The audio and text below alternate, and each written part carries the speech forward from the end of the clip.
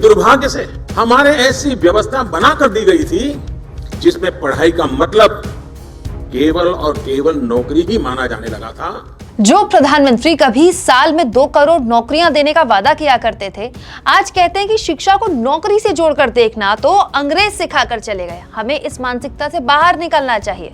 देखिए, बात तो गलत नहीं है, लेकिन मोदी जी बाहर निकालेगा कौन, जब पिछले 8 साल में आप ही की सरकार में शिक्षा लगातार महंगी होती जा रही है और नौकरियां खत्म होती जा रही हैं। शिक्षा में ये विकार गुलामी के कालखंड में अंग्रेजों ने अपनी जरूरतों को पूरा करने के लिए अपने लिए एक सेवक वर्ग तैयार करने के लिए किया था। अब अंग्रेजों की बनाई व्यवस्था कभी भी भारत के मूल स्वभाव का हिस्सा नहीं थी और न हो सकती है। मोदी जी कहते हैं डिग्री लेकर नौकरी पाने की मानसिकता से बाहर निकलिए, स्टार्टअप लगाइए।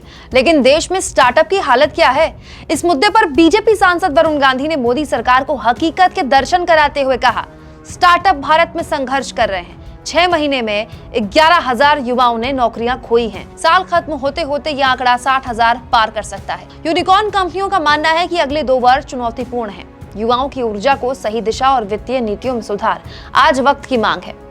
दोस्तों, वरुण गांधी मोदी सरकार से अपील कर रहे हैं कि वित्तीय नीतियों में सुधार किया जाए, लेकिन जमीनी हकीकत तो यह है कि पीएम मोदी के भाषण अक्सर आध्यात्मिक या दार्शनिक टाइप नजर आने लगते हैं। ये कोरी भाषणबाजी छोड़ के मोदी सरकार को ना इन सवालों के जवाब देने चाहिए जो हम पूछ रहे हैं आपकी तरफ से। क्या मोदी सरकार में सरकारी स्कूलों की हालत सुधरी और गरीबों की उच्च शिक्षा सस्ती हुई या महंगी? मोदी राज में प्राइवेट स्कूलों वाला शिक्षा माफिया मजबूत हुआ या कमजोर? जब देश में हिंदू मुसलमान होता रहेगा तो विदेशी निवेश कहां से आएगा और नौकरियां कहां से पैदा होंगी? एसएससी, सेना सहित सरकारी नौकरियां कम करके क्या ग्रामीण भारत के अवसर कम नहीं किए गए?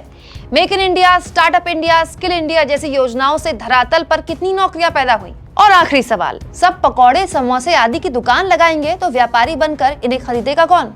दोस्तों, हकीकत यह है कि हर युवा व्यापारी नहीं बन सकता और नौकरी करना युवाओं की मजबूरी है। नौकरियों के अवसर कम होने में महंगाई का भी बड़ा योगदान है। छोटे शहर में नौकरियां नहीं है, बड़े शहरों में नौकरी की शुरुआत में अच्छा वेतन या अच्छी सैलरी नहीं मिलती है। ऐसे में कुछ महानगरों से बाहर निवेश आ सके, रोजगार लग सके, इसके लिए सरकार को 100 स्मार्ट सिटी के जुमले को हकीकत बनाने की जरूरत है। दोस्तों, एक बात समझ लीजिए, देश के शहरों में अगर सड़क ठीक होगी, सीवर ठीक होगा, बिजली पानी कानून व्यवस्था ठीक होगी तो उद्योग धंधे आएंगे, रोजगार के अवसर पैदा होंगे। लेकिन इसके लिए जरूरी है हिंदू मुसलमान की राजनीति से बाहर निकलकर देश की मूल समस्याओं पर काम किया जाए। आप इस मुद्दे पर क्या सोचते हैं? कमेंट बॉक्स में लिखिएगा जरूर।